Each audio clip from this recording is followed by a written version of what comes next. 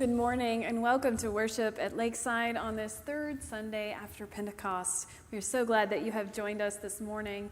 If you are a guest with us this morning, especially our first-time guests, we welcome you as well. I hope that you will fill out one of our guest cards and put that in the offering plate later in the worship service so that we can get to know you better in the days to come. If you're joining us online this morning, we welcome you as well. I know many folks are traveling in the summer. We're grateful that you are able to be with us virtually. I hope you will click the welcome button to let us know you have joined with us today. I do have a few announcements for us this morning.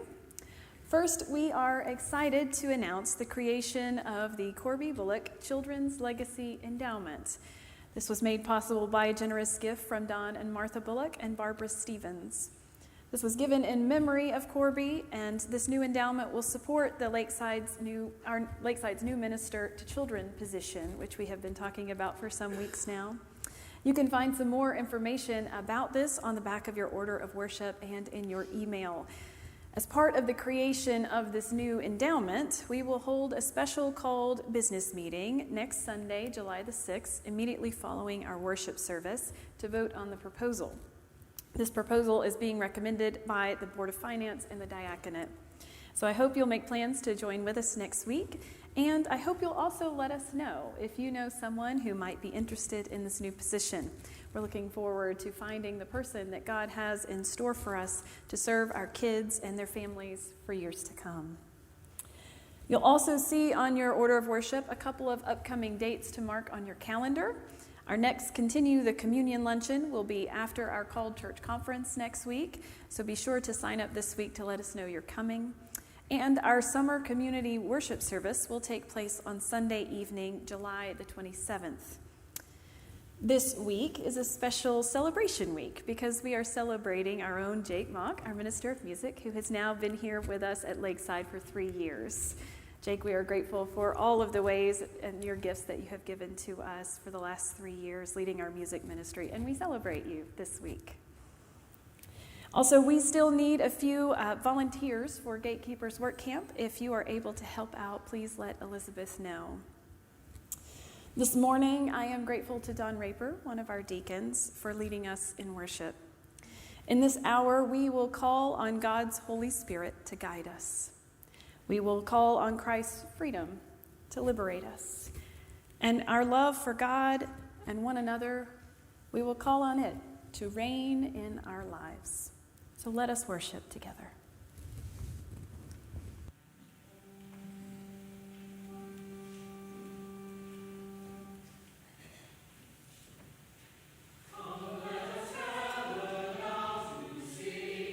Praise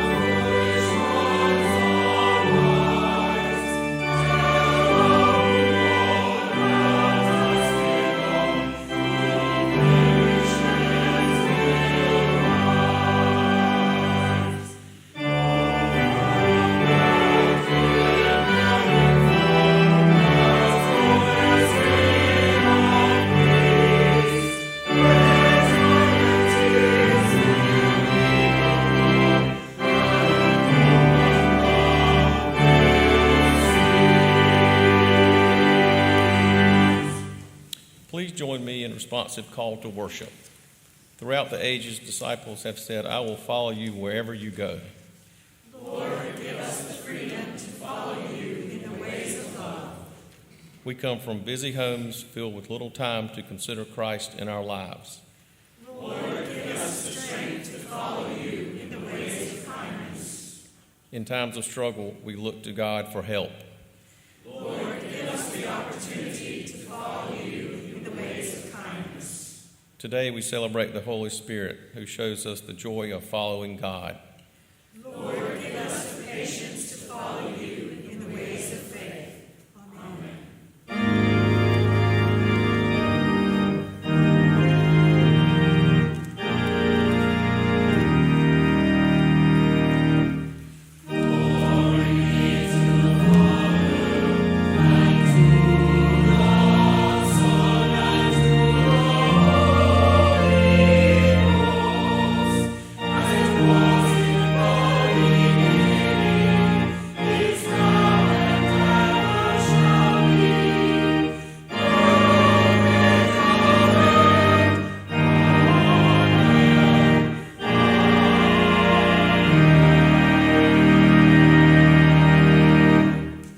Let us pray. Holy One, we come before you today full of hope, full of desire, full of promise.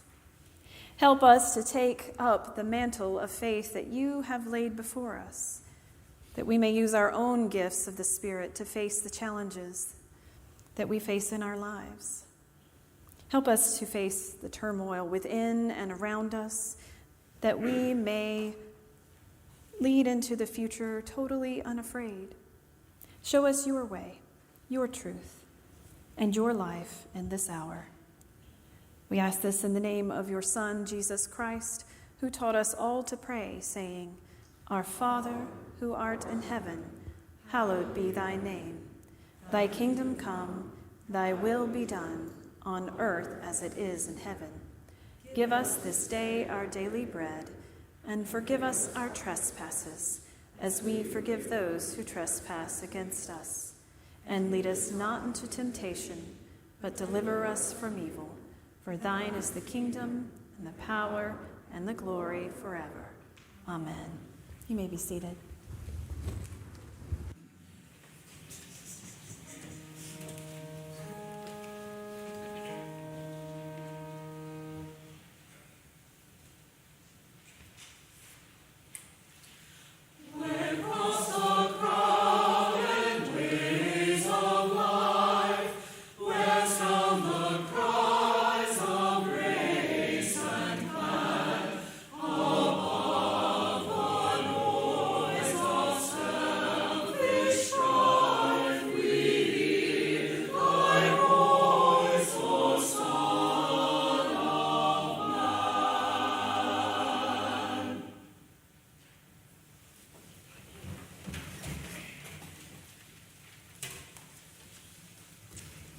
We are a free people, freed by Christ from the chains that bind us, and yet we often misuse that freedom. We fail to live by the Spirit and instead live by our own whims, and these actions can harm the community that is the body of Christ. So because of our brokenness then, we stop in worship to offer our confession, to ask our God to free us once more to love as Christ first loved us. So let us now confess a unison prayer of confession together. Gracious Lord, you have blessed us with freedom, freedom to follow or to turn away, freedom to love or to hate, freedom to heal or to hurt. You ask only that we follow your ways, loving our neighbors as ourselves. In the midst of our turbulent lives, help us find teachers to show us the gifts you set within us, and help us claim these gifts today.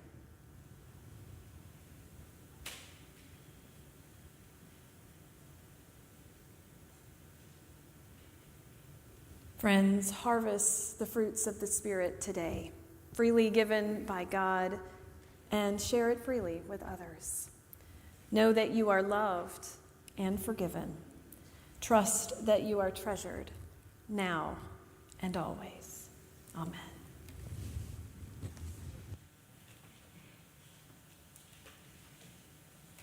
Today's lesson from the Psalter comes to us from Psalm 16.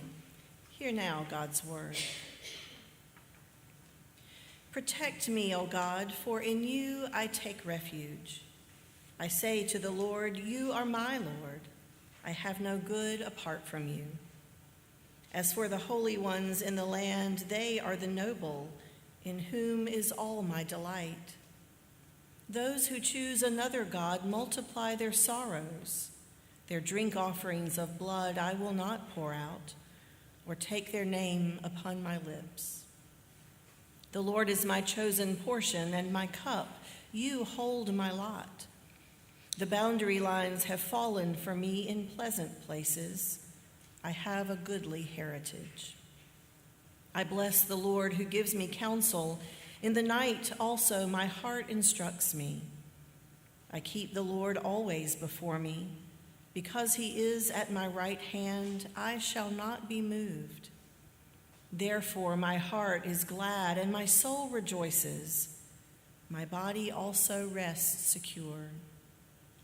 For you do not give me up to Sheol, or let your faithful one see the pit. You show me the path of life. In your presence there is fullness of joy. In your right hand are pleasures forevermore. This is the word of God for the people of God. Thanks be to God. Because we have the assurance from Scripture that the Lord indeed is always with us, we know that we can come before God bringing the needs and longings of our hearts and the needs of others whom we love, and know that God will be faithful to hear us and respond. And so this morning, as a praying community, we offer our prayers for those among us with special needs. We pray for Doris Smith, who has suffered a stroke and is under hospice care in Greenville. For Bill Hoyle, who is at Duke Medical Center following a procedure and plans to return home today. For William Ward, who is a patient at UNC Nash recovering from emergency surgery. For Rick Grammer, Libby Grammer's father, who is at home recovering from sepsis.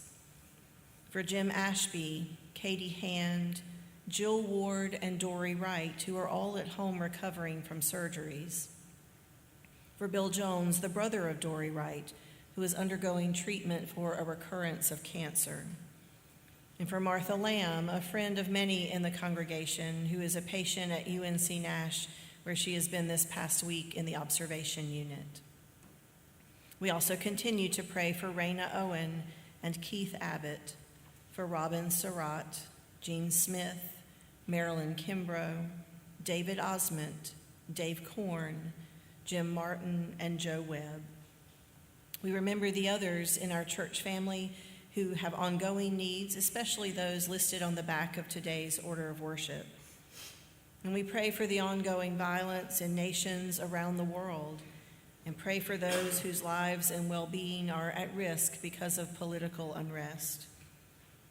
We also pray for the easing of tensions in our own nation, that we might recognize one another's humanity and respect one another's differences, so that we can work together to meet the needs of all our neighbors with compassion. There are so many needs among us, in our church family and community and across the globe. We entrust these needs to God, knowing that our loving God will respond. Let us pray. How often have our souls cried out with the words of the psalmist, O God, begging to see some good in the world and pleading for your protection and guidance. We long to walk in the fullness of your joy by day and sense your nearness at night. With our lips, we profess to follow Jesus, who calls us to lives of inclusion and mercy and love.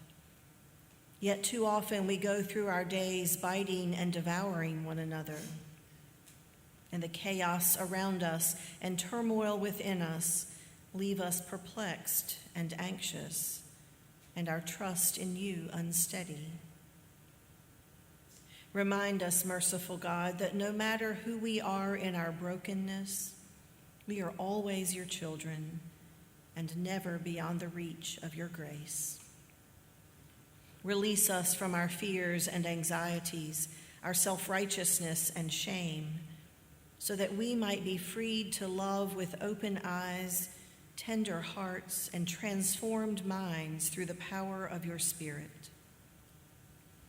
Grant us the trust to be vulnerable, the humility to rely upon you, and the hope to rejoice in the fullness of your grace. We pray for these gifts not only for ourselves, O God, but also for the world you love and have called us to serve. This day we pray especially for those who, because of misdirected prejudice, oppressive regimes, disintegrating neighborhoods, or volatile relationships, live in the constant fear of violence. We lift up those whose minds and bodies are consumed with pain. We offer our prayers for those who lack the necessities of life, who lack companionship through the journey of life, or who lack hope for a meaningful and productive life. Make of us agents of healing and compassion, we pray, and messengers of your peace. May this community in which we share worship and learning and fellowship inspire us to live lives patterned after the example of our Lord Jesus Christ, in whose name we offer these and all our prayers. Amen.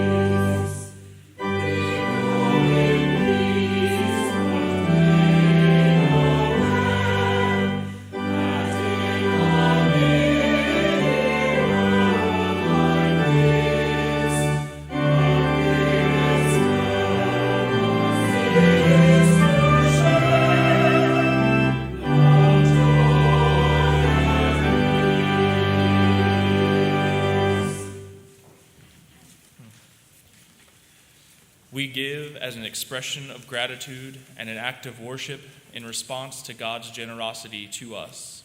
And we give as a demonstration of mercy to empower ministries for the sake of others. Today we give thanks for our flower committee, which provides beauty from nature to enhance our worship space each week. Let us pray.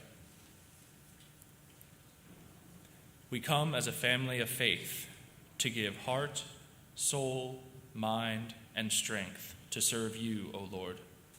Accept these humble gifts as well as the offerings we now bring, that your work might be accomplished in and through us.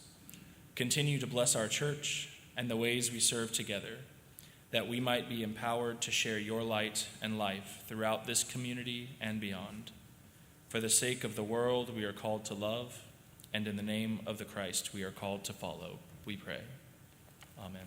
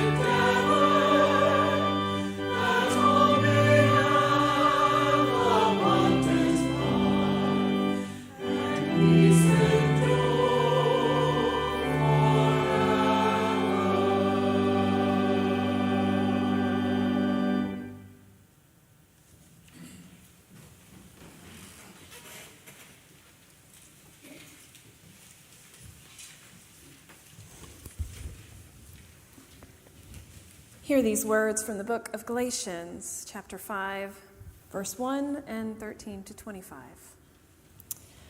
For freedom Christ has set us free. Stand firm, therefore, and do not submit again to a yoke of slavery. For you were called to freedom, brothers and sisters. Only do not use your freedom as an opportunity for self-indulgence, but through love become slaves to one another.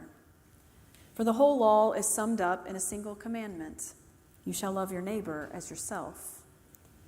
If, however, you bite and devour one another, take care that you are not consumed by one another. Live by the Spirit, I say, and do not gratify the desires of the flesh. For what the flesh desires is opposed to the Spirit, and what the Spirit desires is opposed to the flesh. For these are opposed to each other, to prevent you from doing what you want. But if you are led by the Spirit, you are not subject to the law. Now the works of the flesh are obvious: fornication, impurity, licentiousness, idolatry, sorcery, enmities, strife, jealousy, anger, quarrels, dissensions, envy, drunkenness, carousing, and things like these. I am warning you, as I warned you before. Those who do such things will not inherit the kingdom of God.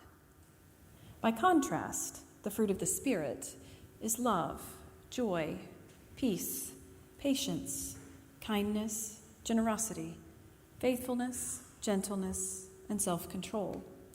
There is no law against such things. And those who belong to Christ Jesus have crucified the flesh with its passions and desires. If we live by the Spirit, let us also be guided by the Spirit. This is the word of God for the people of God. Thanks be to God. Freedom. For freedom, Christ has set us free. Freedom's an interesting topic in our nation. There's a plethora of perceptions about what it is and what it is not. For some, freedom means absolutely no constraints on anything. While for others, freedom means working within the boundaries of societal norms. While yet for others, freedom still hasn't come in fullness, and there's an ongoing struggle to reach the level of freedom that others enjoy. We Americans love freedom in theory, but in practice, there's a little bit more of a gray area. We talk about freedom and sing about freedom. We argue politically about impingements on freedom. We celebrate holidays about freedom. But what it means to be free, we're not always quite so sure. And that rings true for Christian freedom also. In today's lesson from Paul's letter to the church in Galatia, we continue this conversation with him that we began last week about how in Christ we are freed from needing to live by the law.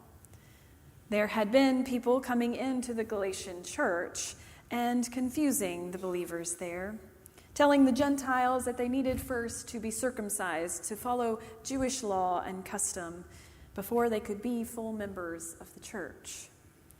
But Paul minced no words that this was unnecessary, and that because of God's great love for us in Christ and his overcoming of the chains of sin and death through resurrection, that we have been given freedom.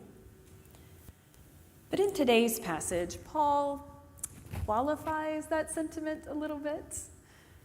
Freedom from the law, he says, doesn't mean you can just do whatever you feel like doing. The kind of freedom that I think we all tend to default to, and probably they did too, is the freedom from, right? Here's what you don't have to do anymore. And Paul knows that, like all of us, we're prone to use freedom as a pass to then indulge our every whim, whether it's healthy or not.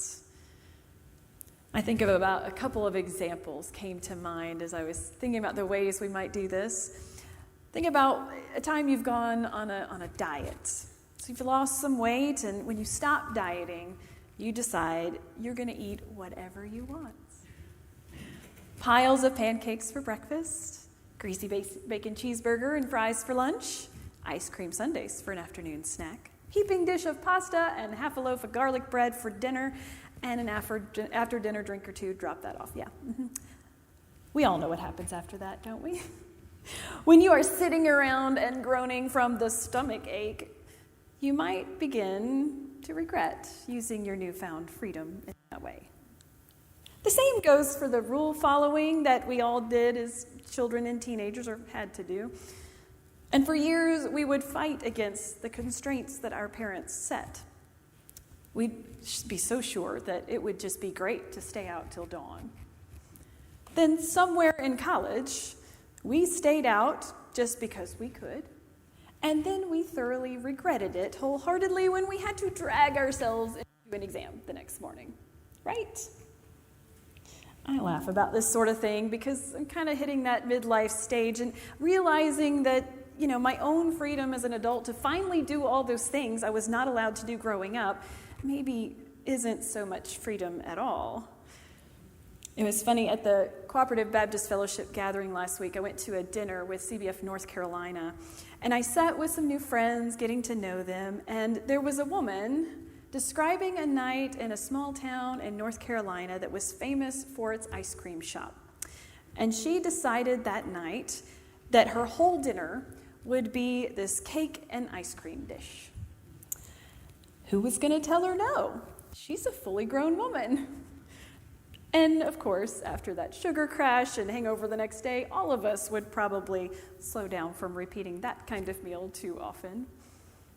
But this is freedom, right? We can do what we want, right? I mean, perhaps technically that's true. In our lives, we can. I could make it a habit of staying up late, eating poorly, doing all manner of things because, well, they're legal and I'm an adult. But that wouldn't be thriving, would it? Thriving in life comes with some boundaries, right? The same goes for our life of faith, Paul says. And beyond our own individual repercussions of doing whatever we feel like doing, Paul tells us we are freed not just for ourselves, but for others. We love our individualized freedoms here in our culture. We care so much about each of us individually being free, but we often fail to recognize how our freedoms affect others. Freedom in Christ, unlike some versions of American freedom, is not the absence of entanglements. Instead, it is our entanglements, our relationships to other people that are the means by which freedom becomes meaningful. As one pastor put it, freedom is not separation from relationships, each one of us individually. It is a feature of relationships that becomes especially apparent as a result of our relationship with Jesus Christ. Paul says that we are released from those chains that make us self-indulgent and self-focused, just as we are released from the law. We have freedom now to love our neighbors as ourselves, to live in love, joy, peace, patience, kindness, generosity, faithfulness, gentleness, and self-control. So how does our relationship with other people change when we take seriously Paul's message about freedom here? Paul says that we become slaves to one another. That whole loving your neighbor as yourself thing, that is not optional, he says. Paul was seeing the possibility of the church's believers devouring each other, biting and devouring. The language is harsh, all in their words and actions. This allure of what he calls the flesh was strong, and it could lead to church division and discord. Now, I want to be clear, the flesh here doesn't mean that our bodies and our material things are all inherently evil. There's no sense that the flesh for Paul means that he hates our physical beings and wants to escape them. This isn't some Gnostic, dualistic way of understanding bodies and souls. The flesh instead is more like an evil impulse that we all seem to have from time to time. And here he's saying, you have been given all this freedom in Christ. But that doesn't mean that you need to give in to all the selfish impulses of your ego. The flesh can cause us to engage in behaviors that bring about the destruction of community. Now, I know that the majority of us sitting in this room read that list in verses 19 through 21, and we get a bit smug. After all, we aren't fornicators or idolaters or impure or loose. We aren't regularly drinking to excess or engaging in debauchery. We aren't practicing sorcery. We're good. We got our stuff together, right? But what about the rest of the list? Jealousy, anger, quarrels, dissensions, factions, envy. Or better yet, what about that other list? Those fruits of the Spirit. Those ones we're supposed to have as followers of Christ. What about love, joy, peace, patience, kindness, generosity, faithfulness, gentleness, and self-control? Am I truly loving my neighbor as myself by letting go of what I want in my own life so that someone else can survive and thrive? Do I feel joy as I live in Christian relationship with my church family? Do I practice patience in my daily life, or do I get frustrated too easily? Am I a peacemaker or a warmonger or quarreler? Am I generous enough to where I feel it in the wallet and experience the spiritual gain of sacrificial loss? Am I kind enough that people aren't afraid to talk to me? Am I faithful? Do I give of my time to worship and serve? Am I gentle as I listen to the stories and needs of others? Do I fly off the handle easily, or do I have self-control? Freedom in Christ comes with a price tag. It asks us to die to ourselves and our own desires that lead us away from neighbor love. Freedom to live by the Spirit means freedom to let go, to learn, to find peace in our souls by releasing our own ego. And freedom like this, it's not all just individual. It's a group project.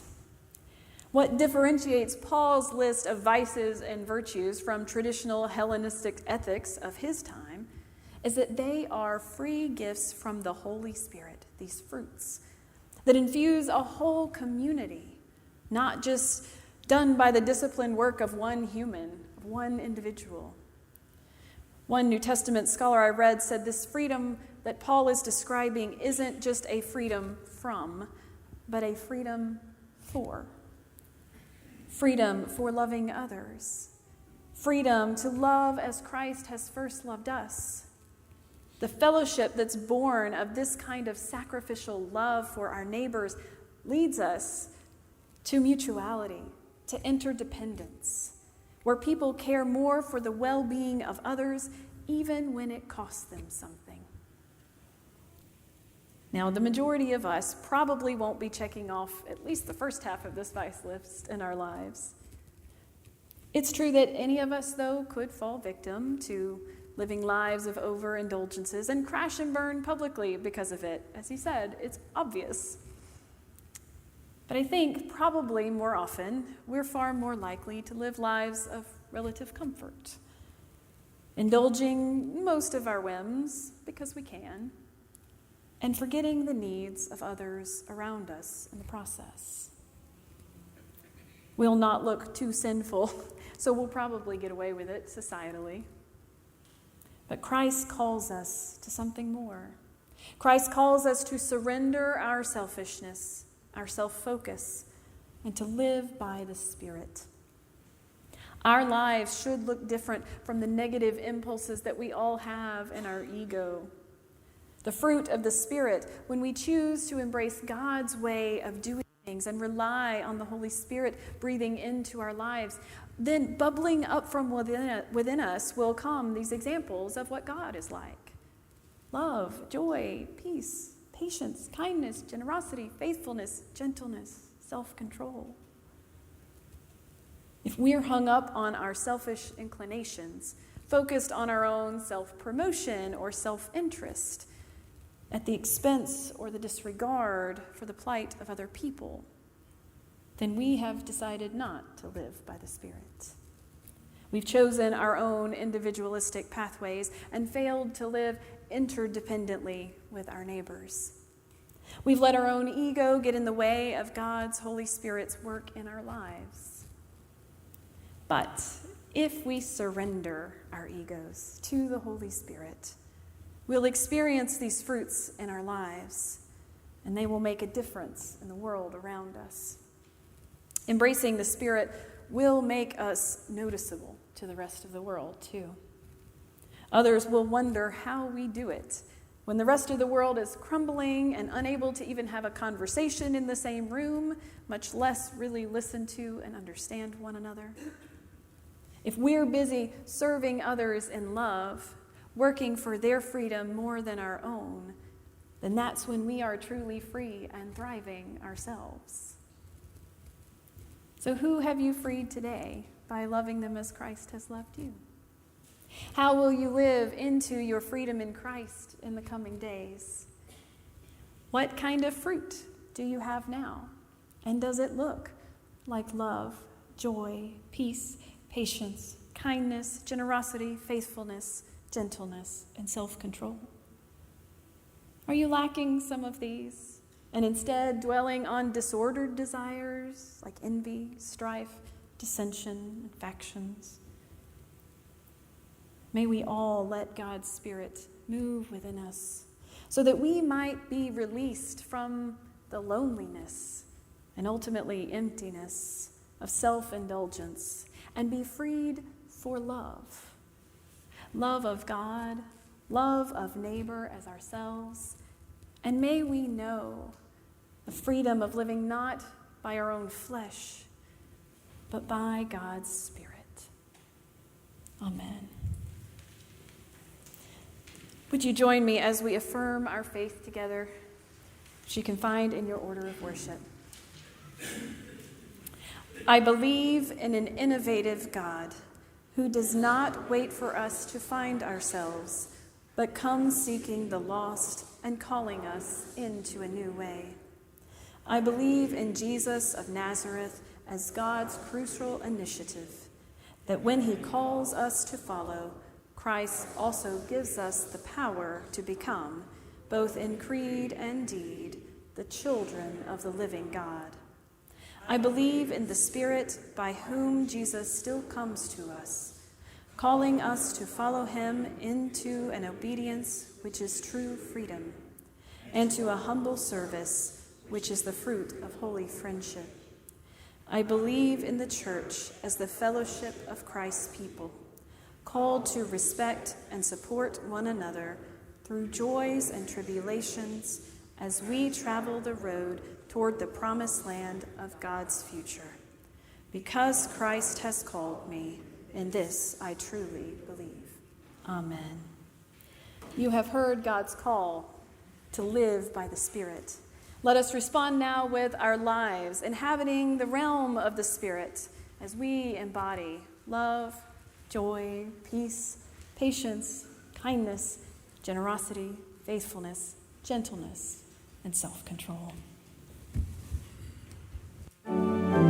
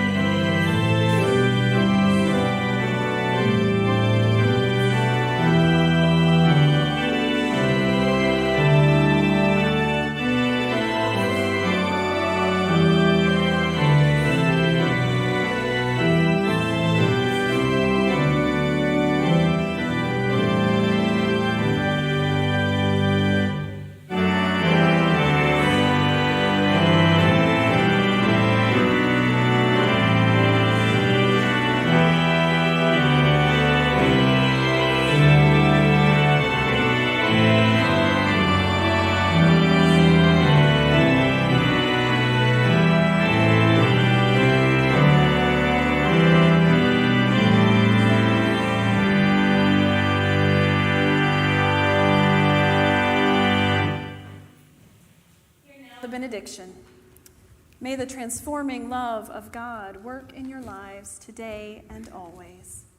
Go forth into the world with peace, love, and joy. Follow Christ wherever he leads you and fulfill the promise of the fruit of the Holy Spirit. We go in peace to love and serve the Lord in the name of Christ.